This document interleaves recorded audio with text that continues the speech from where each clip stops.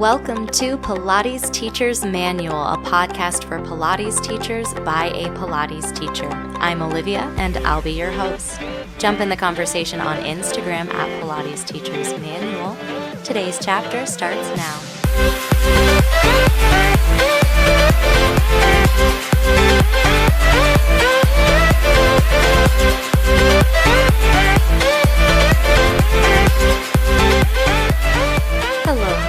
Welcome to another episode of Pilates Teacher's Manual. Today we're going to be talking about privates, what they are, and how to get more of them. I do want to clarify the privates I'm going to be talking about in this episode are going to be privates that you do at the studio. I also teach privates in clients' homes, which is kind of a different ball game. And I will be devoting another episode to how to grow that private practice. Today, I'm going to be talking about using the studio's infrastructure to really grow your private business. So let's talk about it. What are private sessions? Private sessions are a totally customized one-person workshop where you are working one-on-one with a client, and it's a different dynamic because it's just two people in the room and the class is really just about that one person instead of this group fitness experience. It is great for literally everyone, whether you're new to Pilates and you're trying to get acquainted with the terminology, the equipment, whether you're coming back from an injury, whether you are working on an advanced move. Privates are for all people. And I really want to emphasize that because some people think that they aren't, and really they are. Anyone can do a private session. What each session looks like really depends on the person that you're working with. It might be a super intense workout. It might be really centered around one goal, like balance or increasing flexibility, or that one move that they're really working on. A big difference is that there's a lot of communication between you and this person that you're working with. You get to really focus on what they like, what they dislike. You get to really hone in on just them. And it does require a lot of listening on your part as an instructor, because listening not only to how they're responding to each exercise, because you are personalizing it for them, but also listening to them as a human being who is more than just a body that has feelings and might be stressed or tired or grumpy or, exuberant, like you're really with this person. Another thing about privates is you have to know who you are as a teacher when you're going into privates, because you can't lie to one person and be someone that you're not. What I mean by that is my teaching style is very much a cheerleader. I really am supportive and verbally praising people, and I'm giving tons of positive feedback, and I want it to be a fun exploration, this adventure where we're going to have a good time together. I'm not a drill sergeant. So if someone came to a private session with me and they wanted a drill sergeant, we're not going to be a good fit. I'm not going to be able to be a drill sergeant for that person because that's not me. I do have amazing teacher friends who teach more like a drill sergeant. And if that's what this client is looking for, I'm happy to recommend to them. So that's just a little bit of a rundown of what privates kind of look like. They might be a long-term commitment where you're working with this person for years and years. It's ongoing, or it might be a transition into group classes. Like I've worked with people who were brand new to Pilates and they just wanted to get acquainted with the equipment, or they were starting Pilates and they had osteoporosis and they wanted to know what the modifications were. Same thing with pregnant women, that they want to know what they're getting into so that they can take group classes more comfortably. Privates are, of course, at a different price point than group classes. So maybe just 3 or 5 privates to get you acquainted and ready for group classes might be more in someone's budget. And that's totally fine. As well as people who, this is how they exercise. They want to do privates twice a week or 3 times a week. That is doable as well. For building your private business, good news, there's 2 steps and you'll be set. The first step is to be an amazing teacher, which you already are. So fantastic. You're halfway there. Just being a teacher that has a student following, that you have people who love your classes, who come to your classes because they love your teaching style, they love what you're sharing, and they want to learn from you. That's super important. It's really easy once you have those people to then recommend, hey, I see that this is something you're struggling with, or this is something you're working on. I'd love to work with you on that one-on-one if that fits your schedule. And then the second step is just to tell people that you offer privates. It's a lot of times as easy as that.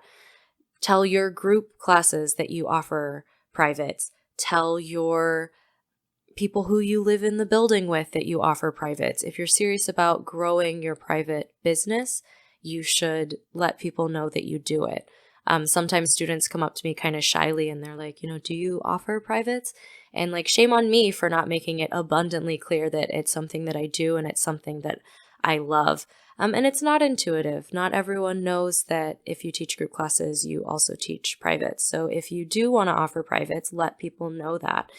And it's also another way to support people in their growth. Privates are incredible in terms of the opportunity for growth that they offer a student because it is totally just for this person. You can really see gigantic growth as a result of private. So if you have someone who's new in your class or is a stan in your class and is there all the time, be like, hey, I see you. I see what you're working on and I want to help you with that.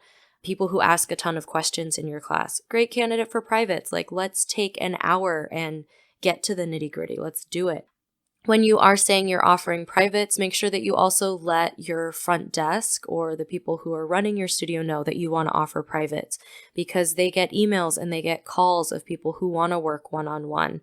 And let them know that that's something that you really want to do and you're setting aside time in your schedule to do that.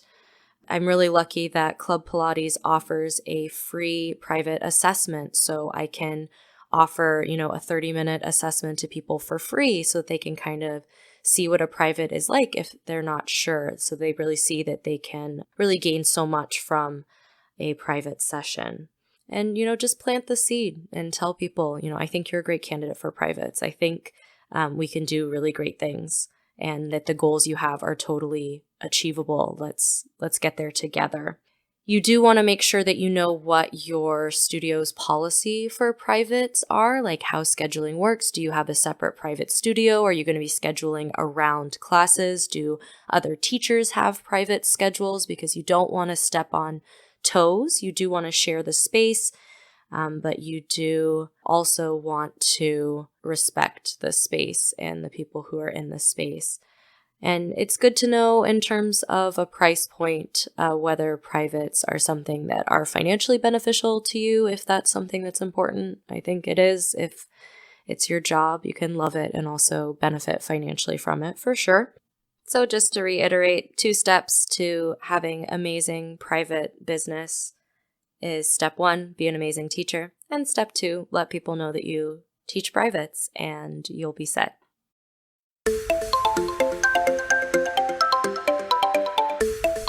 If you're a Pilates teacher or a Pilates enthusiast, you probably wear a lot of athletic wear.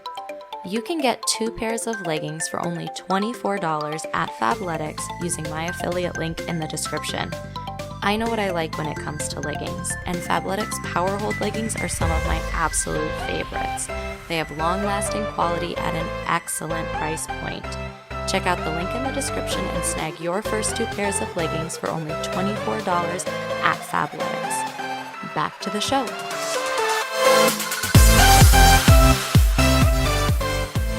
Ways that your private business really grows is referrals. And there's 2 different types of referrals that I'm going to be diving into. The first one is teacher referrals, and the second is student referrals. So for teacher referrals, and if you've listened to my previous podcast episodes, you will know that I am huge about this. Means that another teacher recommended that someone work with you. And that is how I got my first private clients, was a teacher was downsizing their schedule, or they had moved away, or they were moving away from the studio, and they had these amazing people and they thought that I would be a good fit for them. So first thing that happens is you have this network of teachers and they are sharing clients with you. Gigantic that if you have clients that aren't fitting in your schedule, that you're sharing them with teachers who you think will be a good fit. Like, yes, you're friends, but people in similar teaching styles or that can offer what this client is looking for to really have that network. Also, you've told people that you're offering privates, and now you're so full in terms of your schedule that you have more people than you can comfortably handle. So then you are sharing those people as well. And that makes the whole Pilates world go round. And that's something that I really love about Pilates, is that there is this network and there is this community, and that you can share your clients. And I think it's important that you as a teacher are contributing to the atmosphere that you want to work in. And that's one way that you can do it, is by sharing people, supporting other teachers, and then supporting your clients so that they're really getting the most out of their sessions. I've talked about building your dream schedule. Like, I'm not a 6 a.m. private people.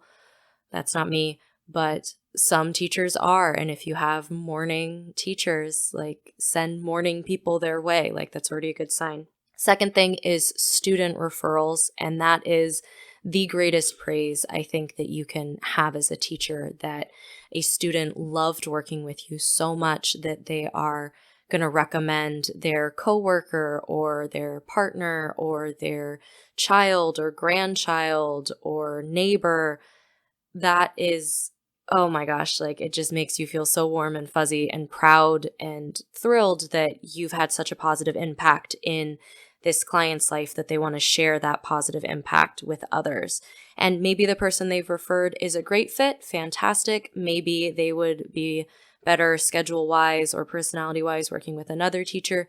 Either way, it means so much that they thought of you when they were trying to, help out a friend of theirs. Incredible. What a compliment. Oh my gosh. In terms of scheduling these amazing privates that you are now overflowing with abundance, you have to know yourself. Again, knowing yourself will save you a lot of time, will save you a lot of energy, because you can put the infrastructure in correctly the first time instead of having to make adjustments. So know how many private clients will fit in your schedule and when you want them to be in your schedule. I've shared that I do most of my private clients in my neighborhood, and I schedule them in the mornings, and then I teach, but those are privates in clients' homes. So if I'm going to be offering privates at the studio, I want it to be at times that I'm at the studio. So I do those in early afternoon times, and then only at the locations that I'm going to be at. If I teach in the West Loop on Tuesdays, I'm not going to offer privates in River North on Tuesdays. I'm not going to go there. It seems obvious, but keep that in mind in terms of your travel time and just your schedule. It's good to know what space you have in your schedule before you tell people that you do privates, because then you can tell them very quickly and concisely what spots you have available, and it just lets that person schedule with you a lot easier. There's none of this, oh, well, what works for you? It's like, look, I'm available at 10 a.m. on Fridays and Saturdays. Does that fit in your schedule? And now that I have so many clients that, again, blessing, wonderful problems to have, I don't have as much flexibility in terms of when I can offer new clients. I am limited in what my schedule will just fit. So now I get to be in that amazing position of sharing with other great teachers who may have more availability and can work with clients a little bit more. It's also really good to know, and it goes without saying, but it doesn't go without saying. Nothing goes without saying. Do you like teaching privates? If you've gotten this far into the episode and you're like, I don't really want private clients, I love group classes, then you might still say that the studio offers privates and then recommend other teachers to students that are coming into your class. It is different from teaching group classes, and know that, and, go from there. There are some great pros to teaching privates. They often pay more per hour. I know that depending on your studio, they might pay less per hour than maybe a full group class if you do get a per head bonus or a commission or something depending on the size of your class. I know that every studio has different pricing, so keep that in mind that the price per hour is going to be different. There is such a potential for growth for that individual that you're working with that is really, for me, it makes me feel amazing to see that you're making such a difference in someone's life, and you really see that up close and personal when you're talking with the person that you're working with pretty much the entire time. So that is a fuzzy feeling that you may really enjoy as a teacher. It does have a different energy requirement. So for me, it's an energy that is more sustainable. I can do it a little bit more comfortably maybe than group classes, but that's going to be different for everyone. So know how that kind of hits your vibe. Cons to teaching private classes, they are occasionally, oftentimes, less reliable than group classes. If you have a private client who goes on vacation, you're now making $0 in that hour. Whereas if that person is a group client, definitely someone else can fill that spot in the group class, or your bottom line isn't hit quite as hard as if a private client starts traveling or is sick or is busy or, anything like that. Also a con, it has a different energy requirement. So depending on how you feel teaching privates, your comfort level working with a person one-on-one, that might be something to consider. Privates also require more time on the back end of things in terms of negotiating schedules. You may spend more time planning this private because you are getting feedback. It's not just like, what equipment do I want to play with this week in my group class? It's really, how can I progress this person? How can I address this concern that they had? Or how can I really foster growth for this individual? So you might spend more time planning it and thinking about it than a group class. I do love teaching privates and I love teaching group classes, so my schedule reflects that. I do have a mix of privates and groups, and my group class income is more steady because I do have a base pay. I have guaranteed pay for my group classes, which is incredible. It is lower than what I would make for privates. But then again, if I'm teaching those evening classes and the classes are more full, then I am going to be making more money teaching those group classes and also teaching again in a block. So I get to teach a bunch of group in a row. But looking at my schedule, I also know that I'm teaching fewer privates, but it's also accounting for, half of my personal income, which is, again, amazing. And I will clarify that that's at-home privates in addition to in-studio privates, but it's still accounting for about half of my income.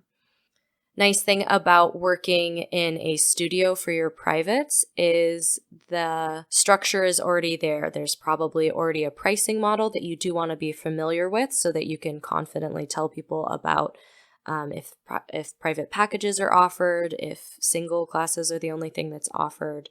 You want to be able to share that.